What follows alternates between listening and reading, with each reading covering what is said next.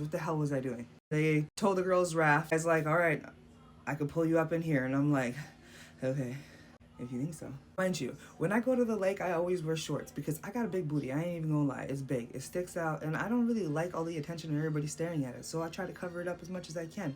But I knew I needed to be fast in this water. So I was wearing just a bathing suit. And he's like, all right, grab my hand. Grab my other hand. And now I'm gonna need you to kick your little fins. And I'm gonna pull you up here. And I'm like, all right. He did just that, and I'm like, and he pulls me up over the boat, booty all up in the air, in the boat.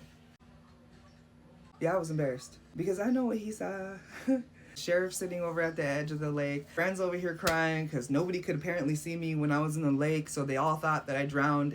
I didn't think it was that bad, but it definitely was very far. People can definitely underestimate the power of water, especially when you're in a storm. I know what it's like to be out in the lake. I've never really experienced it out in the middle of a storm and how different it looks when you're in the middle of a storm, in the middle of a lake, and how much you actually can't see. I promise you that I'm gonna do everything in the future to make sure that we don't find ourselves in the same situation again. I was concerned that the wind was gonna either flip their raft, they were gonna get pushed into something and it was gonna pop their raft, and I didn't want them falling into the lake and being in the lake by themselves in a storm. And as a mom, I just couldn't stand there and watch my kid out in the middle of the lake. If something was to happen, I would have never forgiven myself for not at least trying to go get them. But that's how I ended the day. I started the day with my vehicle being stolen by my son again. So I woke up with my vehicle missing